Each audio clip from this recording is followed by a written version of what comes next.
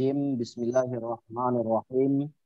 Assalamualaikum warahmatullahi wabarakatuh. Waalaikumsalam warahmatullahi wabarakatuh. Alhamdulillahi rabbil alamin wal aqibatu lil muttaqin wala udwana illa 'alal zalimin. Asyhadu an la ilaha illallah wahdahu la syarikalah wa asyhadu anna Muhammadan abduhu wa rasuluhu la nabiyya ba'dah. Allahumma salli ala Sayyidina Muhammad wa ala ali Sayyidina Muhammad. Pertama sekali kita bersyukur kepada Allah dengan mengucapkan Alhamdulillahi Rabbil Alamin. Sampai pagi yang berbahagia ini, di forum yang penuh barakah ini, Alhamdulillah Allah masih beri kesempatan kepada kita. Beri peluang kepada kita untuk dapat hadir di majlis ilmu. Mudah-mudahan waktu yang kita luangkan ini kelak di akhirat menjadi pemberat timbangan di sisi Allah Subhanahu wa taala. Amin ya rabbal alamin. Kemudian salawat dan salam tak lupa pula kita kirimkan kepada junjungan alam Nabi besar Muhammad sallallahu alaihi wasallam dengan lafaz Allahumma salli ala Sayyidina Muhammad wa ala ali Sayyidina Muhammad. Bapak Ibu yang dimuliakan Allah Subhanahu wa taala. Sebelum kita mulai membahas tentang apa itu salafi dan akidahnya, terlebih dahulu kami mohon maaf yang sebesar-besarnya. Karena pada bulan ini barulah ini pertemuan pertama. Disebabkan pada awal pekan pada bulan ini saya lagi ada kegiatan yaitu seminar tentang urgensi pendidikan di dunia pesantren. Karena memang dewasa ini kita perhatikan pendidikan itu seakan-akan tidak ada ruh. Orang menuntut ilmu seakan-akan tidak ada ruh. Karena mereka menuntut ilmu tidak mengkaitkannya dengan Allah Subhanahu wa taala. Maka inilah problem umat saat ini sehingga lahirlah orang-orang yang berilmu tapi tidak wara', tidak tunduk, tidak menghormati orang lain. Semakin banyak ilmunya malah semakin menyalahkan dan bahkan mohon maaf sekali menyesatkan orang lain. Maka ini perlu ditata ulang terutama di dunia pesantren. Namun alhamdulillah seminar berjalan lancar dan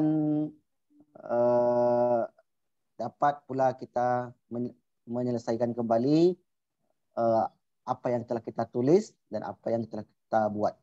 Baik, itu sekedar cerita sedikit ya Bapak Ibu ya.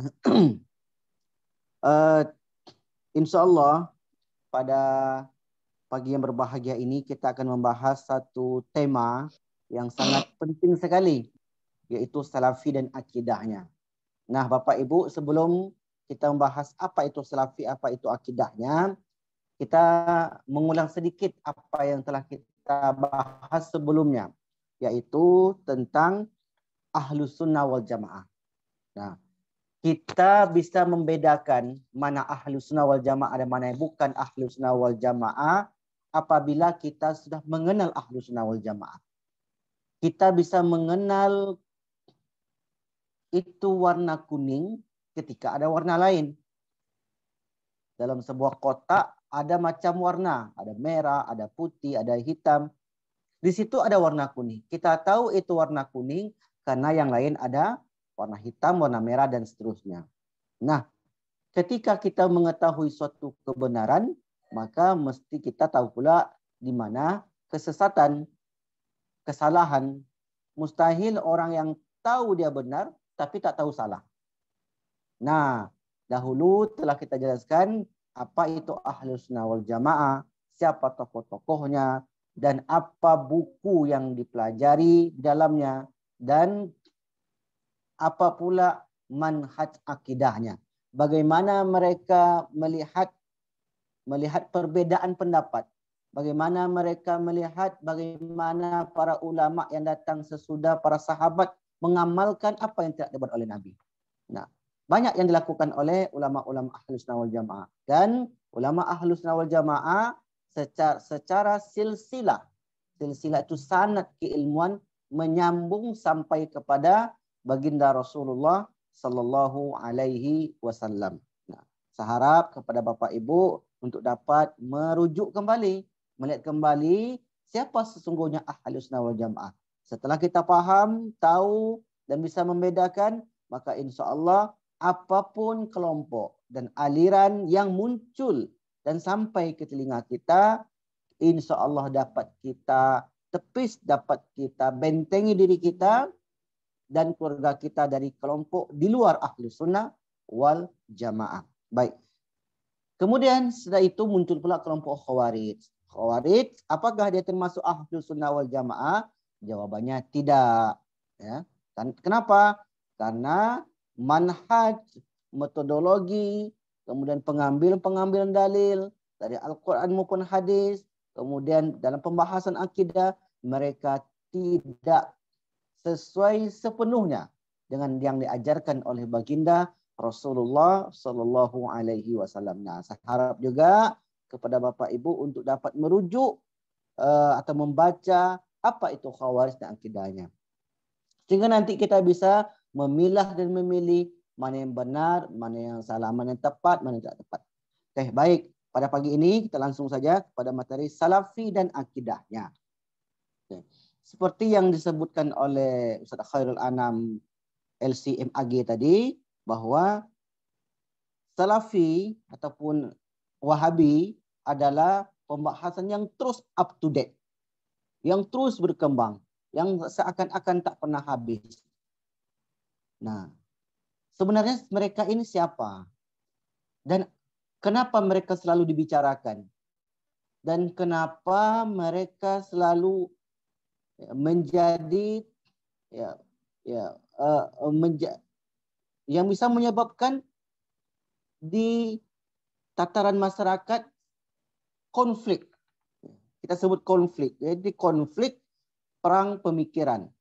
Nah, misalnya ketika kita selawatan, ketika kita maulidan, ketika kita Isra Mi'raj, memperingati ini, memperingati itu, maka selalu mereka menentang. Apa sebab? Sehingga apapun yang kita lakukan seakan-akan itu salah di mata mereka. Nah, Bapak Ibu ini muliakan Allah Subhanahu wa taala, itu mungkin pertanyaan yang selama ini mencantol di pikiran kita, yang terus menghantui kita.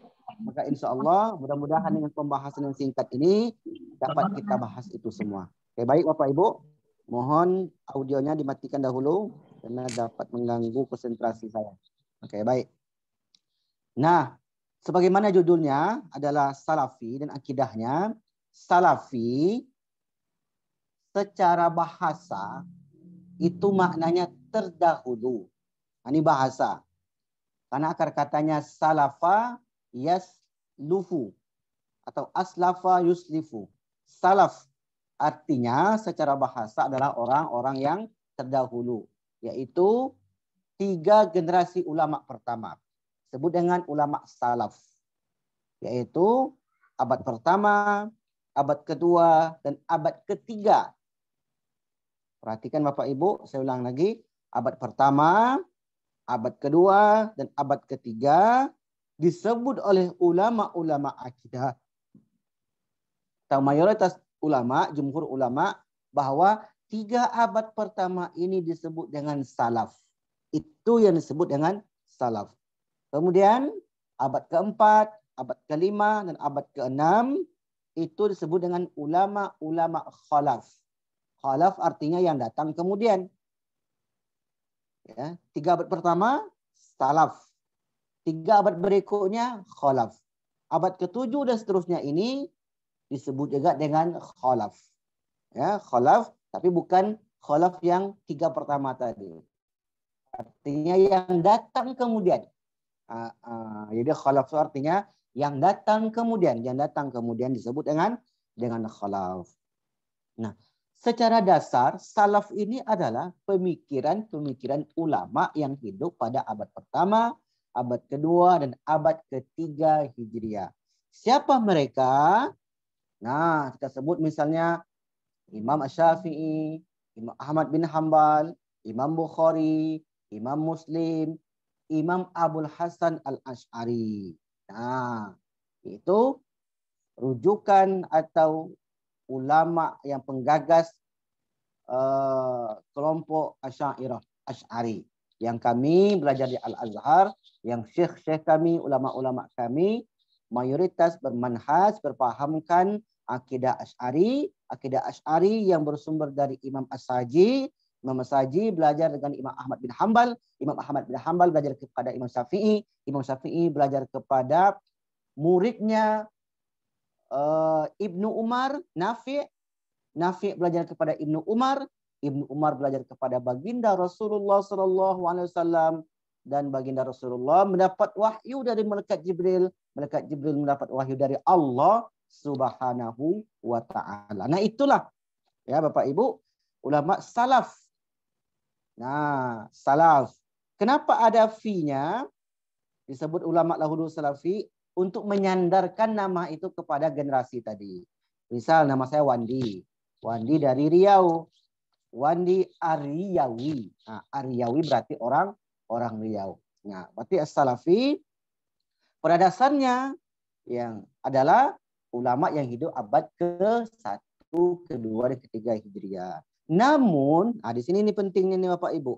Namun, makna ini sudah didistorsi, sudah diubah, sudah diselewengkan. Nah, apa yang menjadi penyeleweng mereka? Yaitu mereka orang yang hidup abad sekarang, abad 20, menyandarkan mereka kepada salaf. Padahal dia hidup abad ke-20. Semestinya orang yang hidup di abad 20 ini disebut dengan khalaf. Karena datang sesudah abad ke-6 Hijriah sampai abad 14 disebut seharusnya khalaf yang datang kemudian. Tapi mereka menyebutnya dengan khalaf, dengan salaf. Nah, kenapa mereka menyebut dengan salaf? Supaya mereka disandarkan kepada ulama-ulama yang 3 abad pertama tadi. Dan mereka tak mau disebut dengan khalaf, ulama yang datang kemudian. Mereka hanya berpahamkan ulama yang hidup abad pertama, kedua, dan ketiga Hijriah saja. Nah, apa perbedaannya? Perbedaannya adalah kalau dahulu ulama-ulama salaf yang asli yang hidup pada abad pertama, kedua, ketiga, dan Hijriah, ya, mereka sangat toleransi sekali dengan orang yang berbeda pemikiran dalam bidang akidah. Tak pernah menyesatkan, tak pernah menyalahkan, apalagi sampai mengkafirkan. Itu sesungguhnya yang disebut dengan salaf. Jelas ya Bapak Ibu ya? Sehingga mereka para salafi ini mengambil dan menyantolkan nama mereka kepada ulama yang hidup generasi pertama, kedua, dan ketiga Hijriah tadi. Nah, sehingga mereka disebut salafi. Salafi secara makna saja. Namun secara pemikiran, secara keyakinan tidak. Maka kita lihat nanti apa sebenarnya akidah mereka ini. Di situ kita bisa membedakan nanti Bapak Ibu. Ya, Bapak Ibu. Di situ kita bisa membedakan apa sebenarnya akidah salafi ini. Apakah betul sama seperti akidahnya para ulama salaf yang hidup pertama, kedua, dan ketiga Hijriah tadi. Kita tengok nanti ya Bapak Ibu ya. Baik, kita simpan dulu yang itu. Kemudian dari salaf ya, oleh mereka menyebut nama salaf menjadi salafi. Kemudian berkembang lagi menjadi salafiyah. Casingnya yang berbeda, namun isinya sama. Mau itu salaf, mau itu salafi, mau salafiyah, itu sama saja. Suatu saat nanti misalnya berubah lagi Bapak Ibu. Nggak tahu kita apa yang menjadi dalam pikiran mereka. Nah, maka pada slide yang ketiga disebut salafiyah dikenal sebagai manhaj atau jalan para salaf. Para salaf mereka menyebut yang demikian. Yaitu orang salafi adalah muslim yang menganjurkan penafsiran biner. Apa maksudnya penafsiran biner ini? Penafsiran apa apa yang ada di dalam Al-Quran, ya, apa yang ada pada hadis, dan tidak ada dibuat oleh para ulama, mereka tidak mau untuk mengamalkannya. Jadi plek begitu. Zaman Nabi ada nggak maulid Nabi? Nggak ada. Berarti nggak ada itu. Berarti nggak perlu. Nah, itu saja. Yang zohir. Jadi apa yang tampak secara zohir, maka itu yang mereka buat. Dan apa yang tak tampak secara zohir, maka mereka tak buat. Nah, baik. Itu secara umum ya Bapak Ibu ya. Kemudian dipraktekkan oleh para pendahulu yang soleh, dikenal sebagai salaf as-soleh. Yes. Nah, slide berikutnya. Slide yang keempat. Di situ ada foto. Kita bisa lihat. Ya, 6, silakan digerakkan slide-nya. Itu. Apa itu Wahabi? Karena orang sering bingung ini Bapak Ibu. Antara Salafi dengan Wahabi. Sebenarnya apa sih perbedaannya? Oke, baik. Begini. Pendiri atau penggagas aliran yang disebut dengan Wahabi ini adalah dicetus oleh Muhammad bin Abdul Wahab. Muhammad bin Abdul Wahab. Wahab nama ujungnya, ketika disandarkan suatu aliran, satu pemahaman kepada nama, maka menjadi dia Wahabi. Gitu ya Bu ya. Seperti salaf tadi. Salaf nama, sandarkan nama kita Salafi. Misalnya Imam Asy'ari, kelompoknya Asy'ariyah, maka orang mengikutnya Asy'ari. Syafi'i, Maliki. Nah, itu disandarkan kepada mazhab tadi. Maka mereka pun menyandarkan nama itu kepada Muhammad bin Abdul Wahab dengan Wahabi. Sejarah tentang Muhammad bin Abdul Wahab ini panjang nih Bapak Ibu. Panjang. Kita persingkat saja. Bahwa Muhammad bin Abdul Wahab hidup dan besar di Najd, atau kita sebut sekarang Saudi Arabia. Kemudian semangat untuk ilmu yang begitu tinggi, mendatangi ulama di negerinya dan belajar sampai juga ke luar daerahnya. Sampai suatu ketika dia melihat bahwa ada kasus terjadi kemungkaran. Kemungkaran orang yang menurut pandangan dia itu salah. Lalu kemudian dia ini, Muhammad bin Abdul Wahab ini, langsung memvonis orang tersebut pelaku musyrik. Karena tidak dilakukan oleh Nabi. Langsung memvonis orang itu ahli bid'ah. Maka dengan apa yang ia lakukan itu menimbulkan reaksi yang begitu keras pada masanya. Termasuk Sulaiman bin Abdul Wahab, saudara kandungnya sendiri. Seorang qadhi, seorang hakim ahli ilmu, juga melarang saudaranya ini bahwa Muhammad, jangan engkau terlalu fanatik dan terlalu berbeda dengan yang lain. Dinasihati oleh saudaranya ini. Kemudian ayahnya pun menasihati dia. Kemudian ulama-ulama yang sezaman dengan dia, hampir tidak satu pun ulama yang tidak menasihati dia. Karena apa yang tidak sesuai, apa yang tidak ia ketahui, maka itu dia anggap suatu perbuatan yang salah. Tengok nanti Bapak Ibu. Dalam hal apa? Ya, karena banyak sekali perbedaan. Kita kerucutkan dalam beberapa permasalahan saja. Nah, itulah Muhammad bin Abdul Wahab. Maka Wahabi atau kaum Wahabi adalah yang mengikuti aliran atau pemikiran Wahabisme, yaitu ajaran Muhammad bin Abdul Wahab.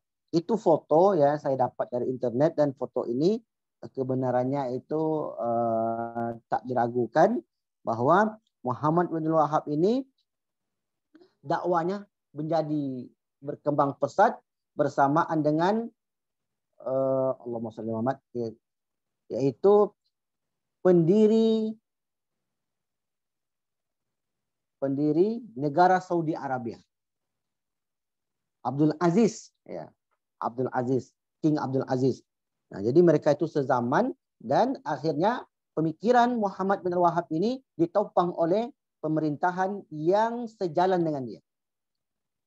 Nah, makanya dalam foto ini kita lihat Bapak Ibu, itu adalah yang sebelah kanan adalah orang Inggris, kemudian yang tengah itu King Abdul Aziz, dan yang ada panahnya adalah Muhammad bin Abdul Wahab.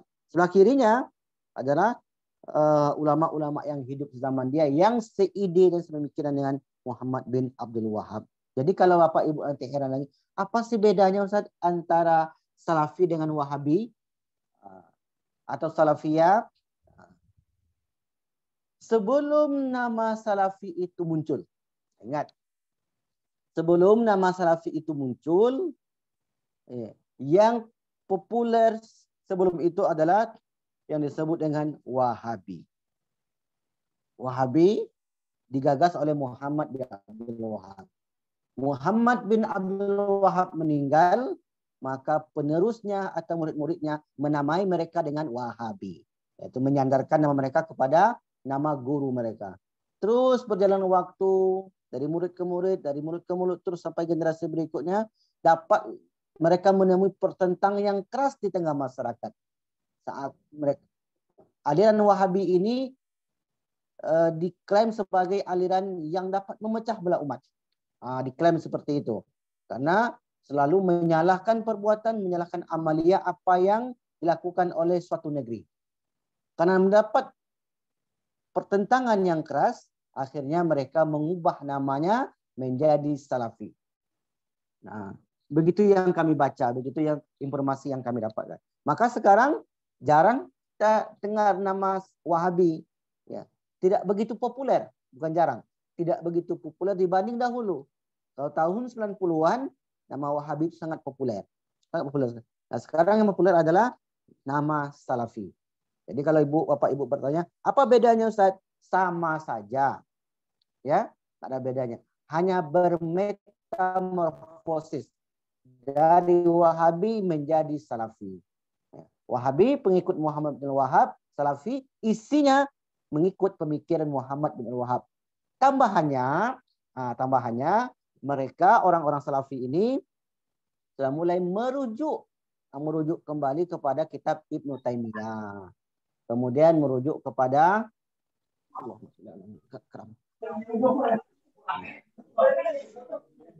dan seterusnya, ya. Bapak Ibu telah matikan,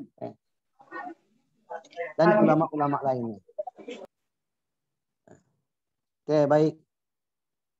Nah, slide berikutnya halaman ke-5. Awal mula muncul istilah Salafi.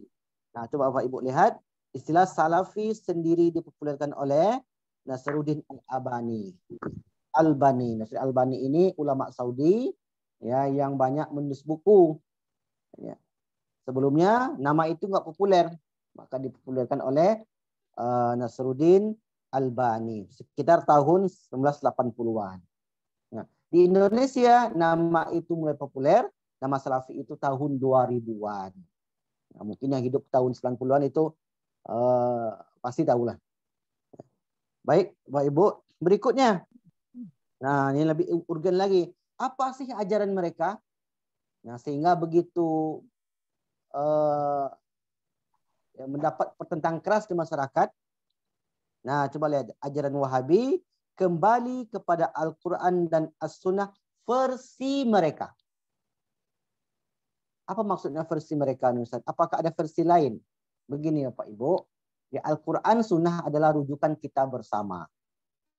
Rujukan ulama-ulama Asy'ari, rujukan ulama-ulama Al-Maturidi, dan rujukan ulama sedunia. Satu pun ulama yang tidak merujuk kepada Al-Quran dan Al-Hadis. Semua merujuk. Nah, perbedaannya saya sebut versi mereka karena apabila mereka tidak menemui tafsiran atau amalan yang tidak dilakukan oleh Nabi, maka mereka anggap perbuatan itu bid'ah. Nah, di situ dia. Misalnya hadis, adakah Nabi memperingati Maulid Nabi? Halo, suara putus-putus. Halo, cek suara bersih. Bagus. Oh, ya, baik ya. Bagus, Ustaz.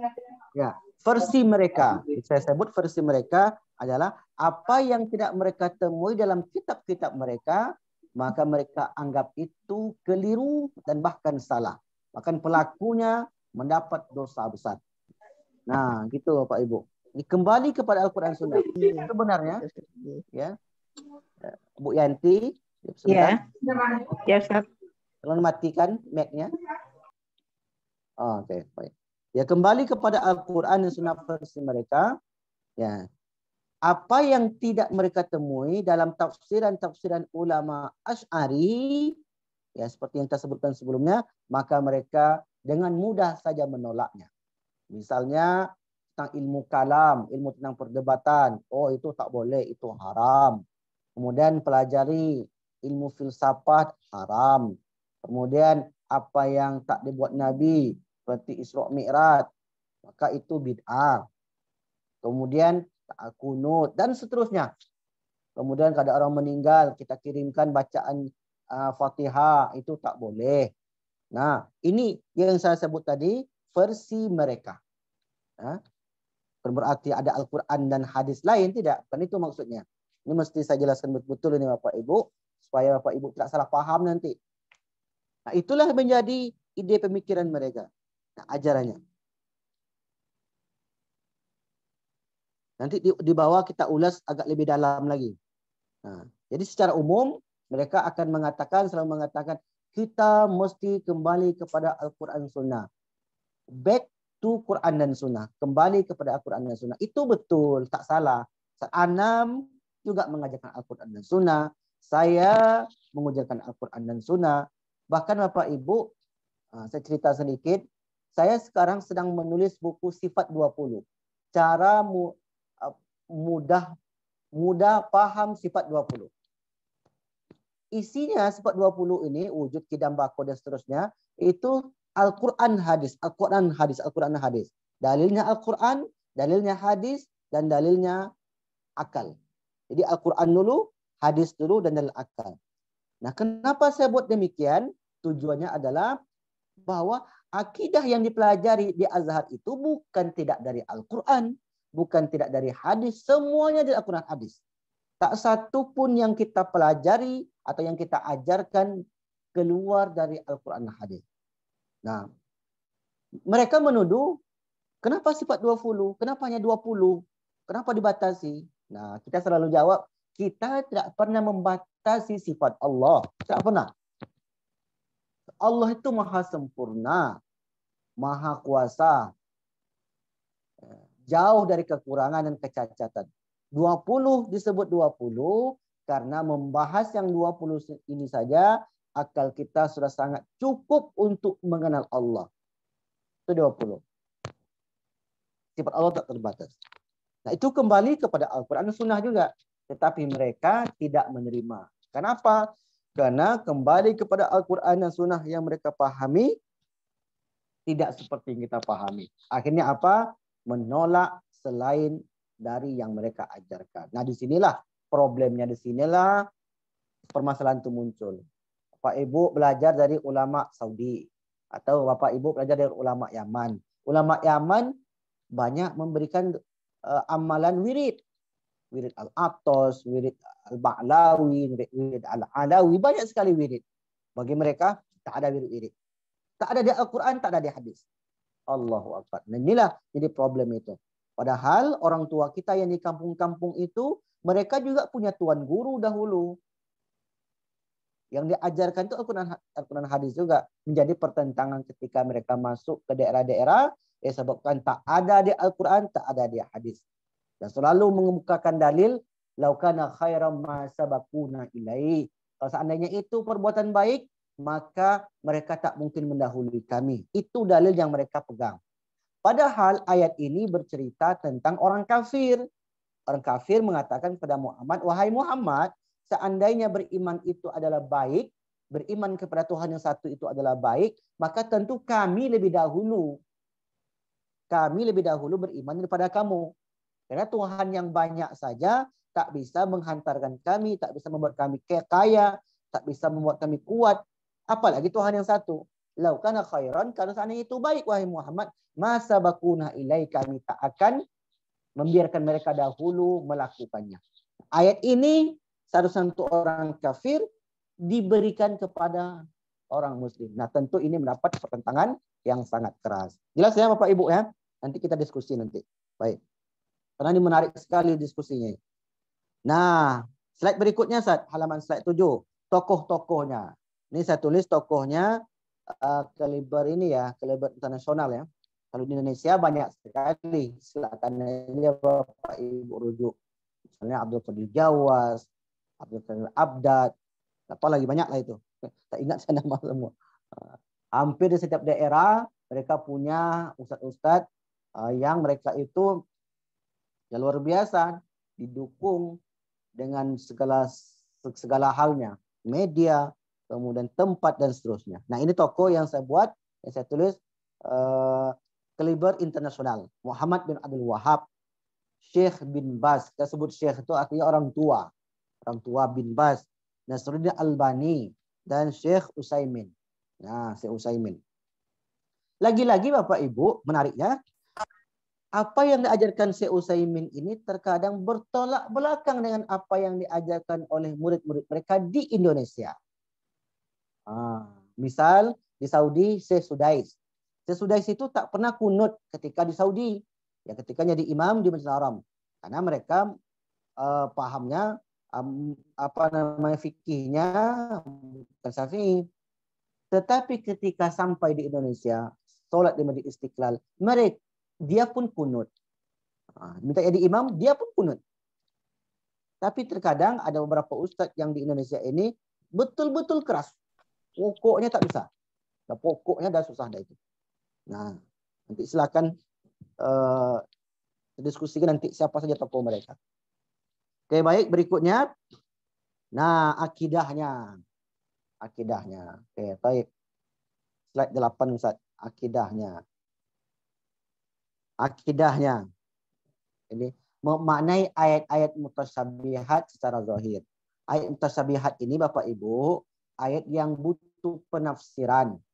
Ya, butuh penjelasan lebih dalam. Contoh, ayat tentang yadullah fauqa aidihim.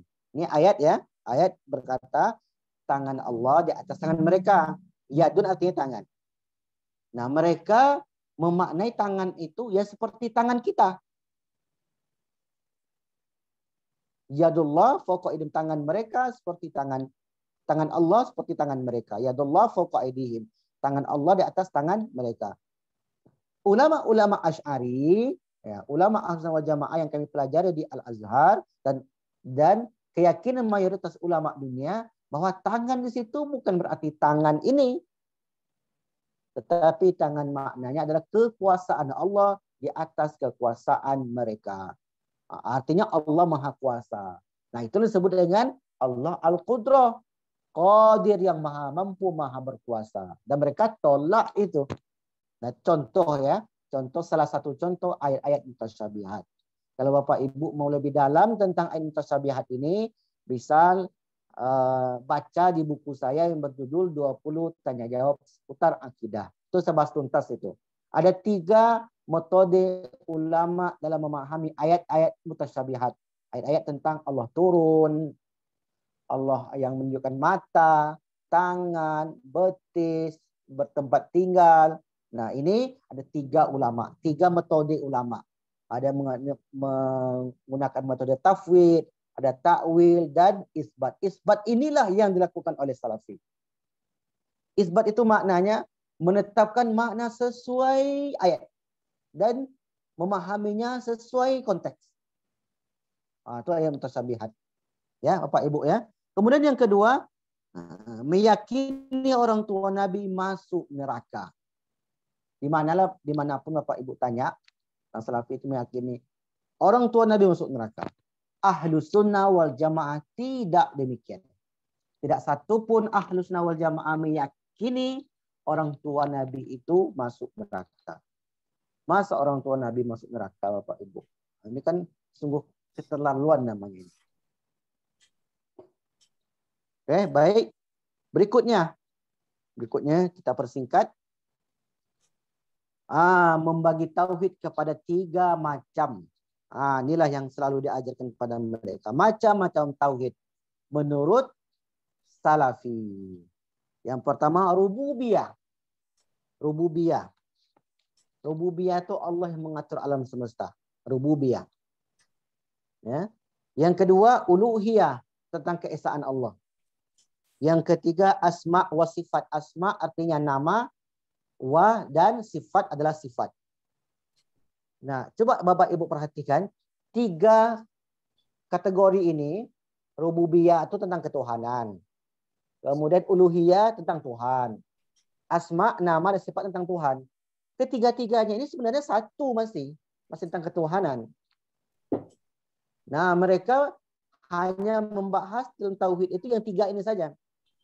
Sementara di dalam akidah Ahlussunnah wal Jamaah yang kita pelajari di Al-Azhar, kita membagi 3 juga Bapak Ibu. Ya, mungkin Anda masih ingat mungkin. Tapi 3 ini mencakup rukun iman. Contoh, pembagian pertama tentang ketuhanan, tentang Allah dan sifat-sifatnya. Itulah sebutnya sifat 20. Yang kedua tentang kenabian. Kenabian ini dan kerasulan. Nabi, kitab, kemudian malaikat datang kepada Nabi. Itu masuk bab kenabian. Kemudian tentang ghaibiyat, perkara gaib, yaitu qada dan qadar, hari akhirat dan hari kiamat. Nah, ketiga konsep yang dibuat oleh ulama-ulama Asy'ari, seperti Imam Al-Ghazali, kemudian Imam Al-Haramain Al-Juwaini, kemudian Imam Fakhruddin Ar-Razi, dan Imam Yusuf As-Sanusi, dan ulama-ulama yang kemudian membagi kepada 3 ini, ya, yang mencakup kepada rukun iman yang 6. Nah, mereka bagi 3, tapi hanya tentang Tuhan saja. Tentang Nabi nggak ada. Tentang Nabi nggak ada, tentang kitab tak ada, tentang malaikat tak ada, tentang qadar tak ada, hari kiamat pun tak ada. Nah, baik. Terakhir, ini terpenting terakhir. Silakan Ustaz. Yang terakhir itu yang sangat kontras sekali perbedaan kita adalah mensyirikkan. Ya Ustaz Anam, silakan slide-nya dilanjutkan. Mensyirikkan pelaku, orang yang bertawassul. Bertawassulnya apa sih Bapak Ibu? Bertawassul perantara. Misalnya, saya minta doa kepada Ustaz Khairul Anam. Saya minta doa bertawassul kepada Nabi Muhammad. Saya bertawassul. Itu nggak ada bagi mereka. Tidak ada tawassul demikian. Ustaz Anam? Mana beliau ini? Ayyuah, syukuran Ustaz. Itu dia Bapak Ibu. Jadi kalau Bapak Ibu bertawassul nanti minta demam, kemudian datang kepada Ustaz Anam, minta doakan, dibacakannya air putih, maka bagi mereka itu tak berlaku. Itu syirik bid'ah. Ini tak ada. Cium tangan, tak ada cium tangan.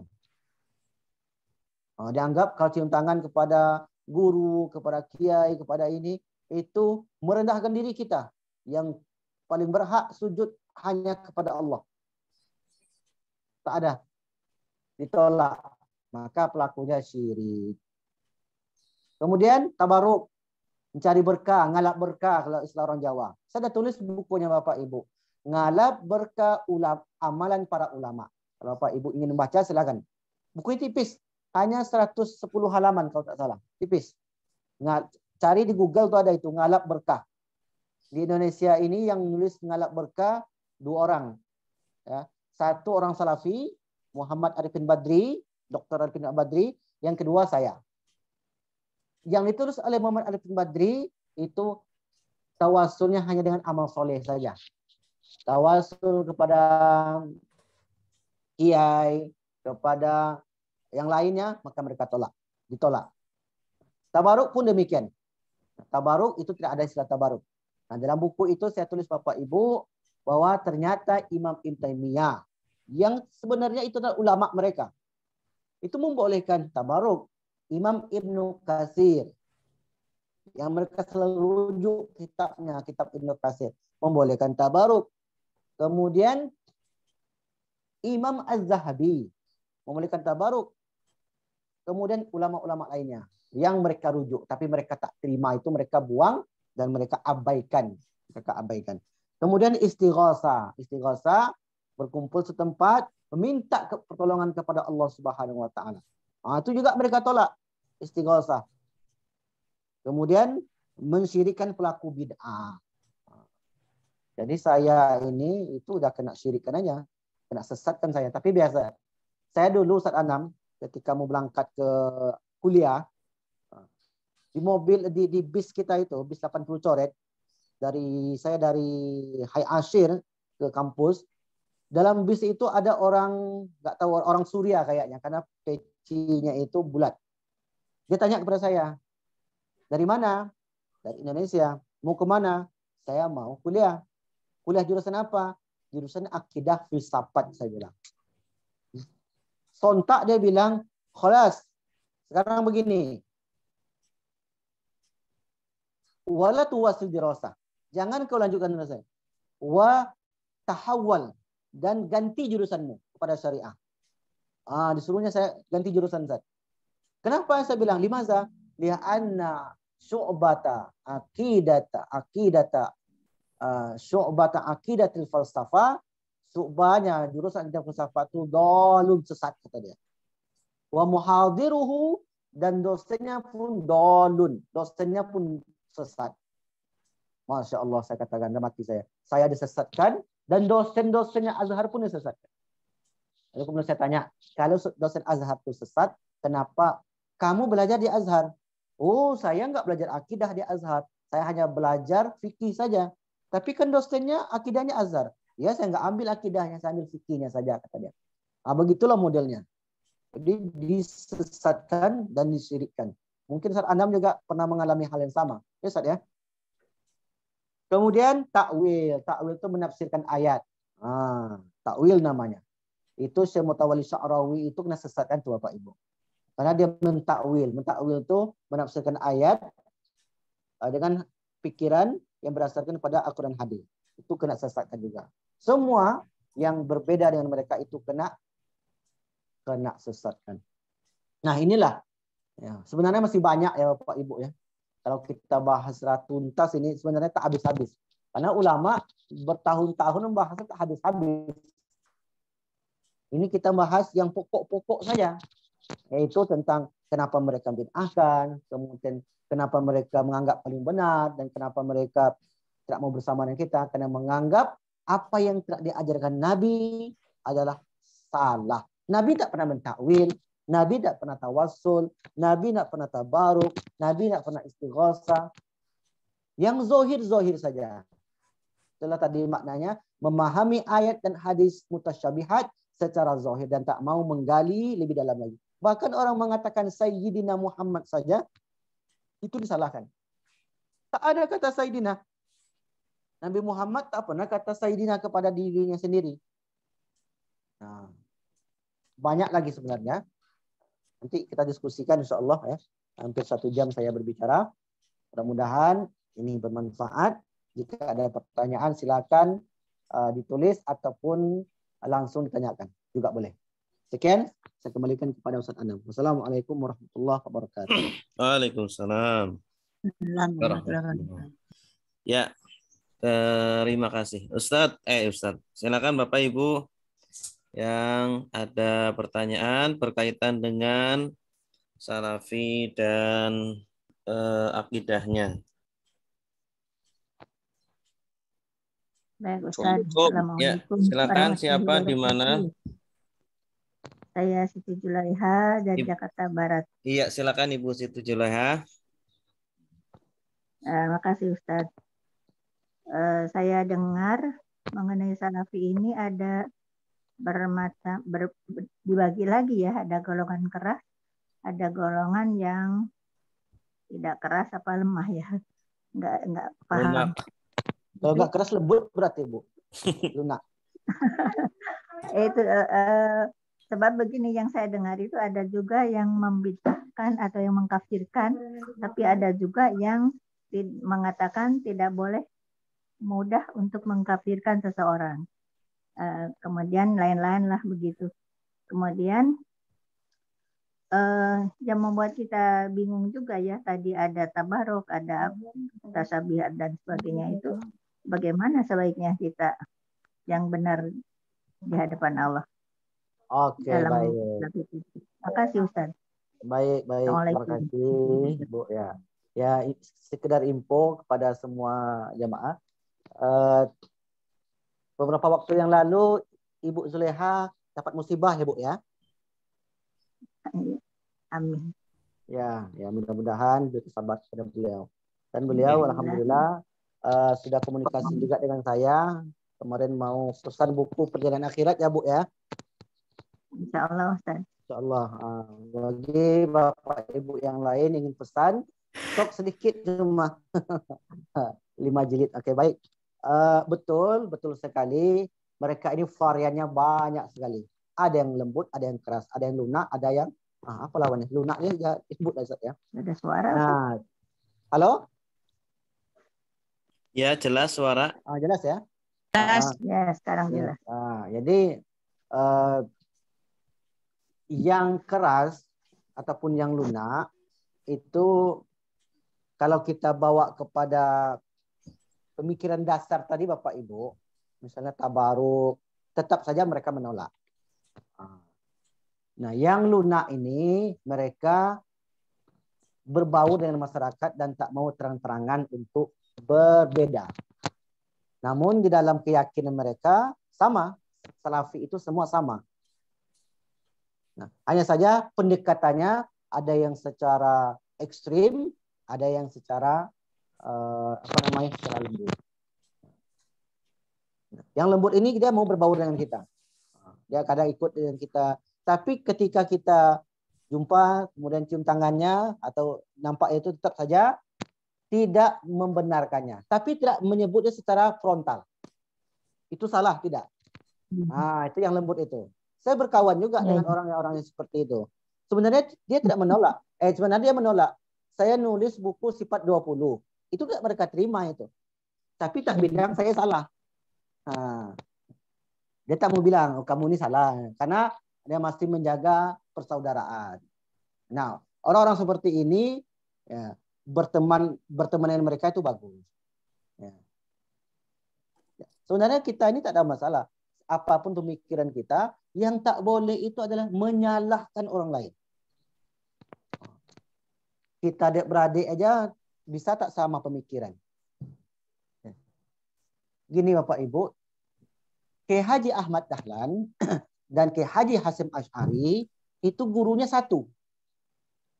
Siapa gurunya? Ahmad Khatib Al-Minkabawi di Mekah. Satu gurunya. Dari Nangkabau. Pulang mereka berbeda-beda. Itu biasa. Ikhtilaf rahmah. Saya dengan Ustaz Anam ada perbedaan. Saya dengan Ustaz yang lain ada perbedaan. Tapi perbedaan itu tidak menjadikan kita berpecah. Tidak saya menyalahkan, wow Ustaz Anam ini, Ustaz Wandi itu nggak ada jenggotnya, ini nggak sunnah. Itu perkara cabang. Jelas saya Bu ya, banyak sekali variannya. Nah, kalau Ustaz Qadir, siapa namanya? Ustaz Jawas, Ustaz Qadir Jawas itu, ini nama saya Ustaz Qadir, Ustaz Jawas. Itu semua salah. Itu yang keras tadi. Lebih keras daripada baca. Kalau Bapak Ibu baca buku dia itu, semua aliran yang ada di Indonesia ini tak ada yang benar. Mulia dengan manhaj salaf, itu judul bukunya. Kalau dibaca itu Bapak Ibu, semua sesat. Jamaah tabligh sesat. Kemudian NU sesat. Kasihan nanti di surga kan cuma dia aja. Padahal surga itu luas sekali. Nah, kemudian mengenai tawasul, tabaruk, kemudian istighosah. Jika Ibu Zuleha mau membahas lebih dalam juga tentang tabaruk ini, bisa baca buku saya, Bu. Judulnya Ngalak Berkah Amalan Para Ulama. Di situ dalilnya lengkap. Dalil Al-Quran, dalil hadis, dan amaliyah yang dilakukan oleh para ulama. Lengkap di situ. Ya, Ustaz. Kemudian mengenai tawasul saya nggak tahu ya. Sudah ada berbahasa Indonesia atau belum. Tapi yang jelas tabaruk itu juga masuk tawasul. Setiap tabaruk adalah tawasul dan tidak setiap tawasul adalah tabaruk. Nah, kira-kira begitu. Jadi bagaimana sikap kita dengan bagaimana sikap kita ketika ada orang bertabaruk? Bertabaruk maknanya saya datang ke Masjid Anam, kemudian saya minta berkah kepada beliau. Bagaimana sikap kita? Sikap kita adalah menerima. Karena itu diajarkan oleh Nabi dahulu. Ustaz, mungkin yang bertawasul di kuburan begitu kali yang tidak boleh ya? Baik. Nah, bertawasul. Ya putus, nggak ada suara, Ustaz. Ya. Halo? Nggak ada suara? Jelas? Jelas ya? Bilang suaranya. Mungkin sinyal tempat ibu mungkin ya. Nah, di kuburan itu bertawasul kita tidak minta kepada yang mati. Itu ingat. Bertawasul itu berdoa. Ya Allah, dengan karomah, kemuliaan para ulama yang telah mendahului kami, pada Nabi Muhammad, pada para sahabat, pada orang-orang alim. Kita tidak minta kepada mereka. Kalau minta kepada orang, jangankan orang yang sudah mati, Bu, orang yang hidup pun belum tentu bisa memberi. Jadi kita minta itu, apa maksudnya bertawasul itu? Bertawasul itu melalui keagungan nama mereka. Nah, misalnya dalam buku itu saya tulis melalui keagungan nama Muhammad. Biljah, dengan keagungannya. Muhammad tidak bisa mengabulkan doa kita. Karena Nabi Muhammad manusia, yang mengabulkan adalah Allah Subhanahu wa taala. Yang tak boleh begini. Ibu datang ke pekuburan, ibu ambil batu kuburan, masukkan ke saku, bertabaruk dengan. Habislah tanah kuburan itu bawa pulang ke rumah. Itu yang tak boleh. Jelas ya, Bu ya? Halo? Halo? Bu Juleha? Ibu Juleha mungkin sinyalnya kurang baik mungkin ya. Baik. Mudah-mudahan nanti bisa saya jelaskan lagi. Baik, selanjutnya ini ada pertanyaan tertulis. Baik. Dari Bu Nina, bagaimana kalau tidak boleh belajar menafsirkan ayat akan tahu maksud atau kandungan dari suatu ayat tersebut? Maksudnya gimana, Bu Nina? Bu Nina bisa menjelaskan? Iya, misalkan gini Ustadz, di situ kan akidahnya mereka kan tidak boleh menafsirkan ayat ya. Baik. Ya, kalau kita sekarang tidak boleh menafsirkan ayat, tidak belajar menafsirkan ayat, kan kita tidak tahu maksud dari suatu ayat. Iya. Mutasyabihat maksudnya ya. Iya, ayat-ayat mutasyabihat itu. Oh ya.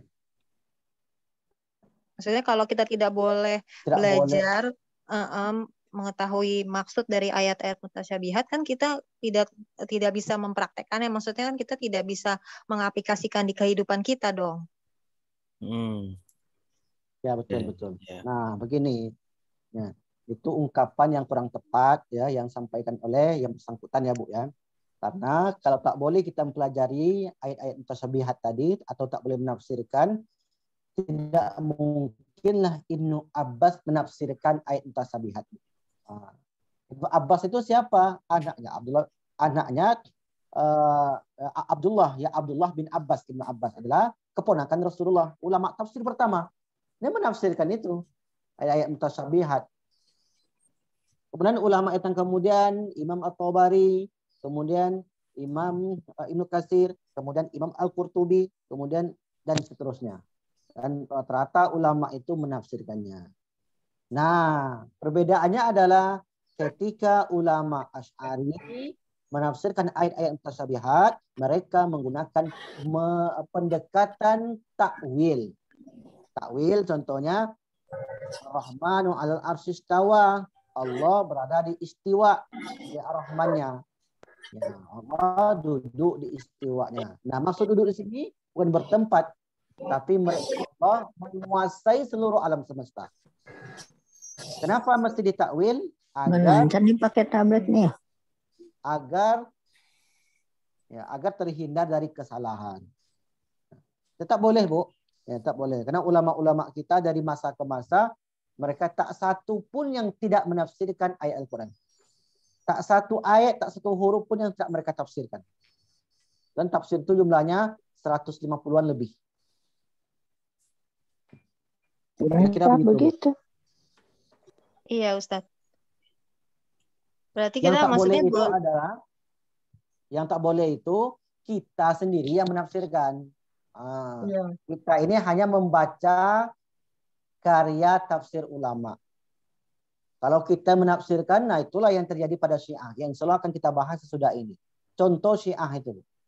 Ketika mereka menemui kata Allahul Aliyul Kabir.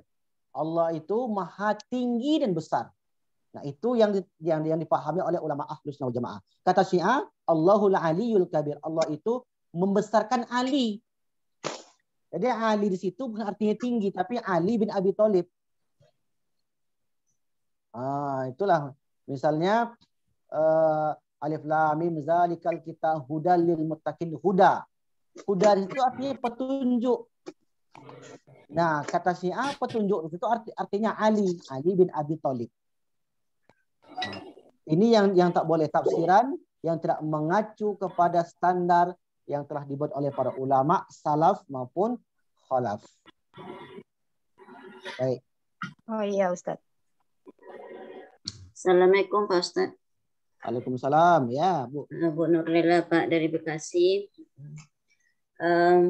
Mungkin ada beberapa mungkin pernyataan atau mungkin nanti pertanyaan. Jadi dari sini saya apakah dari kalau dilihat dari segi kata kuncinya bahwa sebenarnya Salafi itu perbedaannya dengan kita itu yang sangat utama itu adalah dalam tauhid ya Pak ya. Di mana di sini dikatakan bahwa mereka membagi tauhid itu menjadi 3, rububiyah, uluhiyah, dan asma wa sifat gitu ya. Kemudian sebenarnya kalau kita Ahlus Sunnah wal Jamaah itu ada 6 gitu ya. Itu yang utama ya Pak ya. Kemudian baru di mereka juga istilahnya tidak memaknai ayat itu hanya secara zahir, artinya mereka tidak mendalami, tidak mau belajar lebih dalam lagi gitu ya. Sama meyakini orang tua Nabi masuk neraka gitu ya Pak ya. Itu yang perbedaan-perbedaan yang inti sekali ya Pak. Selain tawasul, tabaruk, istiwasah, dan bid'ah dan takwil ya. Pak Wandi. Baik. Ya, seperti itu ya Pak Wandi ya. Nah, kemudian kalau misalnya ada orang yang sholat tidak membaca Allahumma shalli ala Sayyidina Muhammad, hanya membaca Allahumma shalli ala Muhammad. Nah, itu gimana Pak? Gitu. Apakah itu dianggap itu Wahabi gitu? Ini pertanyaannya yang pertama. Kemudian kalau saya lihat yaitu salaf itu kan orang yang hidup di abad ya. Itu ini juga termasuk para sufi ya Pak ya. Dia dulu itu zaman dulu ya Pak ya. Tolong matikan dulu Bu. Ada yang suaranya masuk nih, tidak jelas suaranya. Ya, tolong. Oke, baik, lanjutkan Bu. Baik. Nah, jadi kalau mereka itu salaf, jadi pada awalnya sebenarnya itu kan salaf ya. Salaf itu orang yang terdahulu, yaitu abad 1 sampai abad ketiga. Kemudian setelah abad ketiga namanya khalaf. Kemudian dari khalaf itulah yang mereka mulai menyimpang, itu istilahnya ya Pak ya. Mereka mulai menyimpang sehingga membentuk salafiyah dan salafi itu ya, begitu. Nah, artinya di awal-awal sebenarnya mereka itu adalah juga para sufi ya Pak ya. 1 sampai 3 itu adalah para sufi ya Pak ya. Ya, yang termasuk kepada Imam Asy'ari juga ya Pak ya. Kalau Ahlus Sunnah kan berininya ke Imam Asy'ari ya Pak ya. Baik, nanti saya jelaskan baik. Nah, ya. Jadi hanya aja mohon dikoreksi aja Pak pernyataan saya tadi Pak. Baik. Oke, baik. Ya, terima kasih ya Bu ya. Alhamdulillah. Berarti dari awal sangat ini ya, mengikuti Pak Wahib ketika sholat. Ketika sholat kita membaca Allahumma sholli ala Sayyidina Muhammad atau Allahumma sholli ala Muhammad saja. Nah, Jadi ketika sholat, ingat Ibu ya, khusus dalam sholat. Dalam sholat, karena sholat itu ibadah mahdhah. Ibadah mahdhah apa maknanya? Ketentuannya sudah jelas begitu. Itu mahdhah namanya. Misalnya sholat subuh 2 rakaat, itu mahdhah. Tak boleh jadi 3. Tawaf 7, jangan buat 14 kali. Itu namanya mahdhah. Nah, di dalam sholat, ini pengajian fikih, saya diskusi dengan kawan-kawan yang berkecimpung di bidang fikih, maka tak boleh menggunakan sayyidina dalam sholat. Di luar sholat, bagi yang menggunakan sayyidina itu boleh, bagi yang tidak menggunakan sayyidina pun itu boleh. Jelas ya Bu ya? Ya. Jadi dalam sholat. Dalam sholat tak boleh? Tidak boleh ya. Boleh. Pakainya Allahumma shallam Muhammad. Ya betul. Nah, di luar sholat. Kenapa nggak bolehnya Ustadz? Ya, karena doa itu sudah tauqif namanya Bu. Misalnya gini Bu, kita baca Al-Fatihah, Alhamdulillahirabbil alamin, Arrahmanirrahim, Maliki yaumiddin, iyyaka na'budu sampai amin. Boleh enggak kita ubah satu kata saja? Kita tambah. Nggak boleh. Enggak boleh. Nah, itu sebut tadi. Doa tadi itu adalah doa yang sudah begitu dari Nabi. Makanya dalam sholat apa yang disebut Nabi. Nah, jelas ya Bu ya? Di dalam sholat. Ini kajian fikih ini. Dalam sholat, ya, sesuai yang diajarkan oleh Nabi. Di dalam sholat. Karena ibadahnya ibadah mahdhah. Di luar sholat, jika kita ingin menggunakan sayyidina, itu bagus, kata ulama Asy'ari. Kenapa? Karena kita menghormati Nabi. Dan tidak pakai pun tak ada masalah. Yang bermasalah adalah ketika kita pakai sayyidina, itu disalahkan. Nah, di luar sholat. Jelas Bu?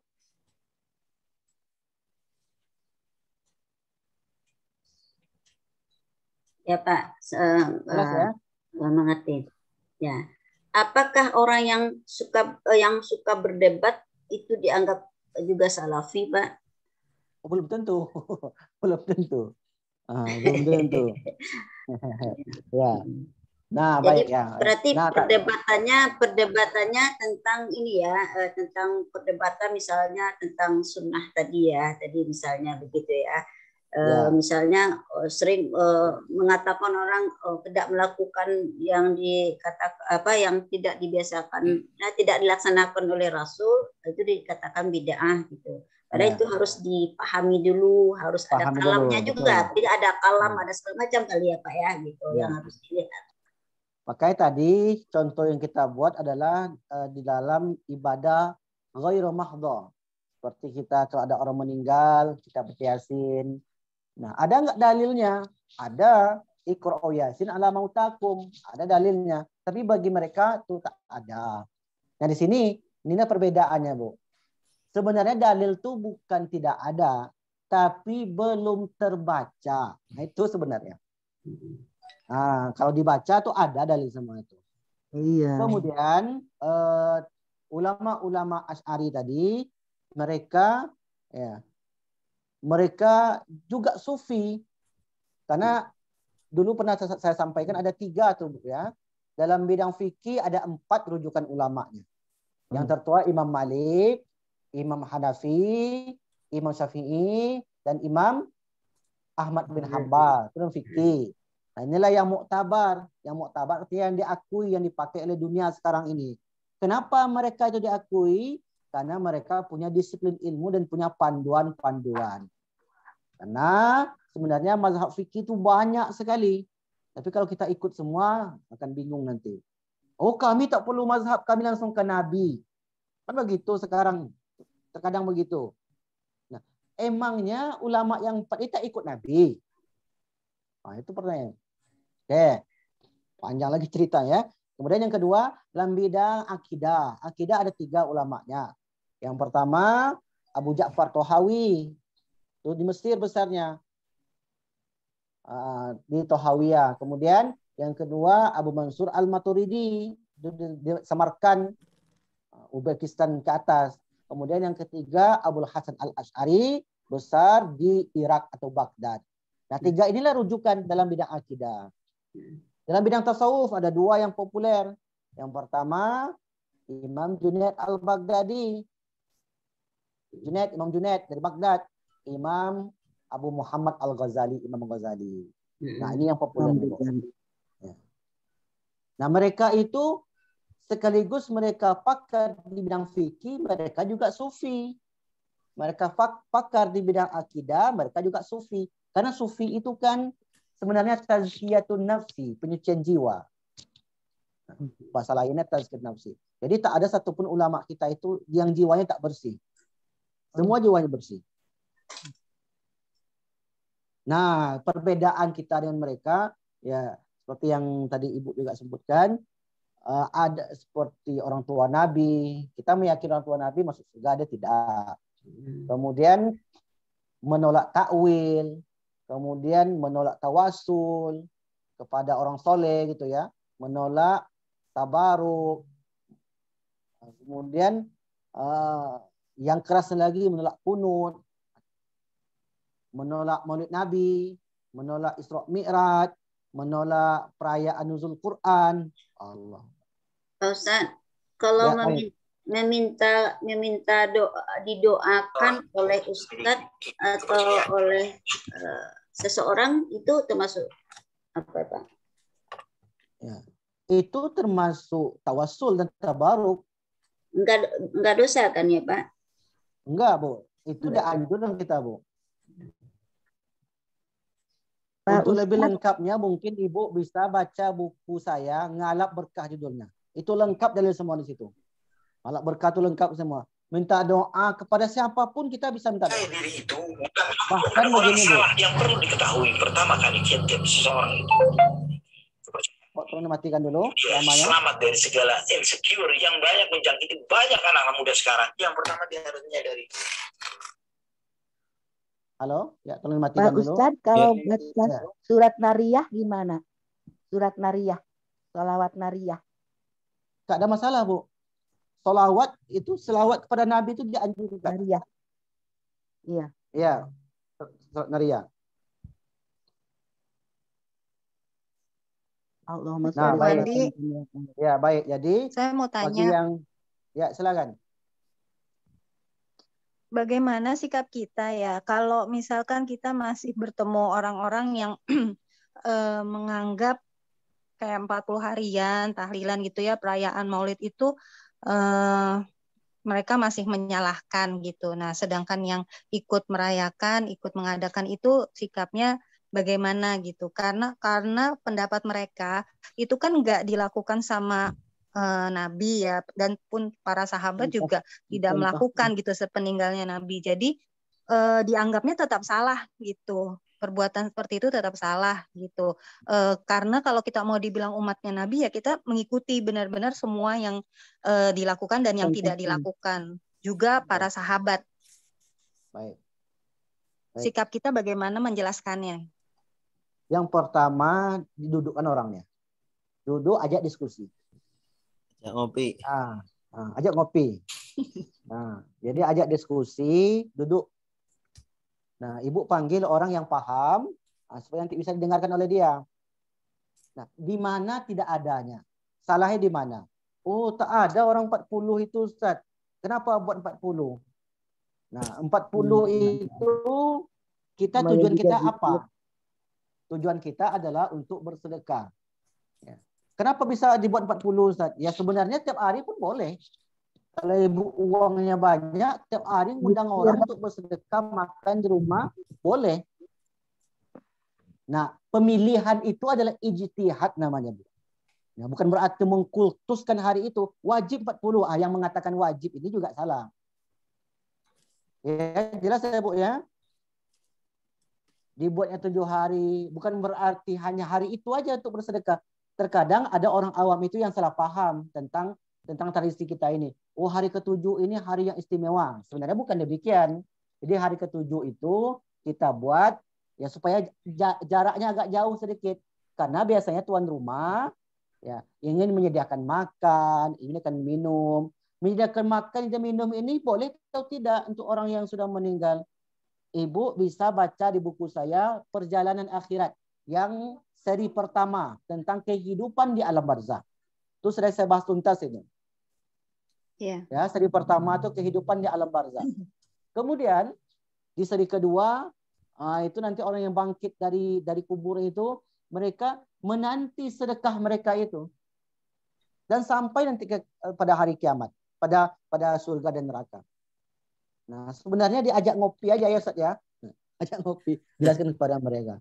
Namun ketika mereka belum paham, ya jangan pula kita berkecil hati. Ya, sampaikannya. Yang bermasalah adalah, ini pernah terjadi di tempat kami, ketika orang tuanya meninggal, kemudian ada keluarganya ingin bersedekah. Bersedekah atas mayat. Saya tanya kepada ibu, boleh nggak kita bersedekah atas nama mayat yang sudah meninggal? Boleh. Boleh. Ada nggak dalilnya? Banyak dalilnya, Bu. Nah, kalau ibu tak bisa jawab nanti, nah silakan di buku saya itu saya jelaskan itu. Penyesalan Ya, Ustadz. penghuni kubur. Afwan Ustadz, afwan.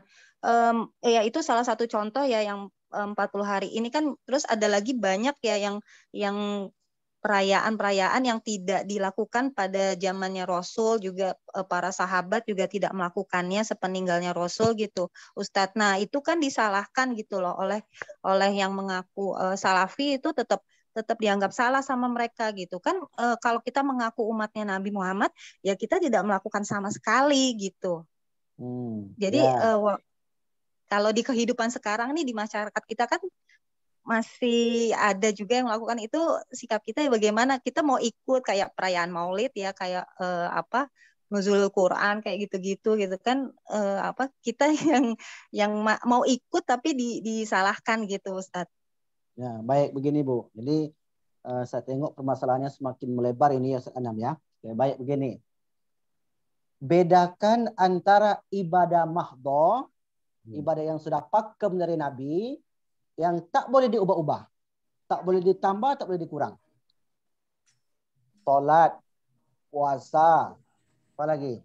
Haji, bersedekah. Itu ibadah yang mahdhah, yang sudah jelas ketentuannya begini. Di luar itu ibadah ghairu mahdhah. Misalnya, saya bersilaturahim kepada rumah ibu. Nabi pernah nggak bersilaturahim? Pernah. Pernah ya, Bu ya? Berapa kali? Pernah. Berapa kali? Ya tak banyak lah. Kalau saya bersilaturahim kepada ibu setiap hari boleh nggak? Boleh. Boleh. Nah, itu ibadah atau bukan? Ibadah. Nah, mahdhah atau bukan mahdhah? Bukan mahdhah. Bukan mahdhah. Nah, jadi harus dudukkan itu. Kalau ya bukan mahdhah kita lakukan. Nah, kita lakukan nih yang bukan mahdhah ini. Berpahala. Tak dilakukan tak mengapa. Hukum itu ada 5 ya, Bu ya. Hukum itu 5. Wajib, haram. Iya. Wajib, haram. Mubah, makruh, sunnah. Ini yang hukum. Bid'ah bukan hukum. Ini 5 nih. Bid'ah itu bukan hukum. Iya. Ya, jelas ya, Bu ya? Iya, jelas Ustadz. Berarti kita harus tahu dulu ya, ibadah yang mau kita lakukan itu termasuk mahdhah atau bukan mahdhah ya. Ya, misalnya ada anak ibu sunatan. Itu ibadah mahdhah atau bukan mahdhah? Sunatannya atau perayaannya? Kalau sunatannya kan berarti mahdhah ya. Kalau maksudnya khitannya itu berarti mahdhah kan? Kalau ya, perayaannya kemudian bukan. Kita undang orang untuk makan-makan di rumah kita karena kita bergembira anak Ya. kita. Atau anak kita lahiran misalnya, atau anak kita cukuran. Iya. Bukan mahdhah ya. Bukan mahdhah. Jadi harus diklasifikasikan itu. Kemudian ada misalnya di tradisi orang kita itu ketika ruh anak ditiup umur 4 bulan, mereka syukuran. Iya. Nah, itu mahdhah atau bukan mahdhah? Bukan mahdhah. Ya. Satu lagi Ya. pertanyaan saya, Ustadz Wandi. Ini saya punya buku Al-Masurat ya. Tapi ada Ya. dua ininya apa? Yang satu dari Hasan Al-Banna, yang satu lagi dari Yazid bin Abdul Qadir Jawas. Nah, di Ya. dalam buku yang Yazid bin Abdul Qadir Jawas ini ada keterangan, ada penjelasan seputar kesalahan setelah sholat gitu. Jadi seperti mengusap muka, terus berdoa dan berzikir secara berjamaah dipimpin imam, itu Ya. menurut beliau itu salah gitu.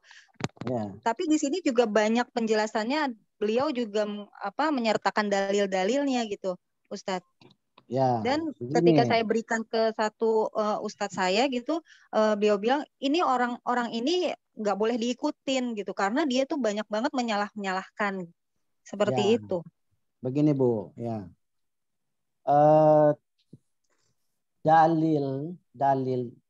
Dalil itu banyak ya Bu ya. Ya. Nah, dalil itu banyak. Biasanya penulis mengambil dalil yang menguntungkan bagi dia. Oh gitu. Saya penulis Bu. Ada 4 buku saya yang saya tulis. Saya menulis yang bermanfaat bagi umat yang sesuai dengan apa yang saya yakini. Penulis begitu. Ustadz Qadir Abdul Jawas, dia menulis, kemudian mengambil dalil apa yang mendukung argumentasi dia. Makanya salah dibuatnya. Dalam buku 20 tanya jawab seputar akidah. Contohnya orang tua Nabi. Bagi Salafi, orang tua Nabi masuk neraka. Dia berdalil. Ada dalil bagi mereka. Kemudian ada dalil yang lebih banyak lagi yang menjelaskan orang tua Nabi masuk surga. Lalu kemudian Salafi ini mengambil dalil yang satu itu dan membuang dalil yang lain. Jelas ya Bu ya? Buku yang Ibu baca buku yang Ibu baca itu Qadir Abdul Jawas mengambil dalil yang menguntungkan bagi dia. Dalil itu ada. Saya baca juga dalil itu. Tapi adakah dalil yang lain yang membolehkan? Ada. Oh, kalau begitu kesimpulannya kita boleh melakukannya dan boleh juga tidak melakukan. Saya habis sholat, saya usap muka. Boleh nggak? Boleh, ada dalilnya. Orang itu dia nggak usap muka, boleh nggak? Boleh. Karena dia ngambil dalil itu. Dia ini kunut. Boleh nggak? Boleh, ada dalilnya. Dia nggak kunut, boleh nggak? Boleh, ada dalilnya. Jadi bagaimana sikap kita? Sikap kita adalah selagi itu permasalahannya yang bukan inti, yang furu, yang cabang, kita berlapang dada. Oh iya Ustaz. Oke. Jelas Ustaz Anam ya? Iya, ini biar lebih adil ya, biar semuanya dapat kebagian jawaban. Ini ada Ustaz dari Pak Heri. Apakah pernah dilakukan forum dialog debat ilmiah antara Aswaja dengan Salafi sehingga umat Islam bisa menilai sendiri mana yang benar, terutama dalam bab fikih atau akidah? Syukron. Pernah Pak. Pernah. Itu udah sering sekali ya. Udah sering dilakukan. Di depan kita mereka mengiyakan. Di belakang kita udah menyalahkan lagi. Dan lepas puasa gitu. Sebenarnya kita bersikap dia punya dalil ini. Dan dalil itu datang dari Nabi. Dia lakukannya. Orang ini punya dalil ini dilakukannya. Selama itu ada dalilnya dari Al-Quran dan hadis, maka kita tak boleh menyalahkan.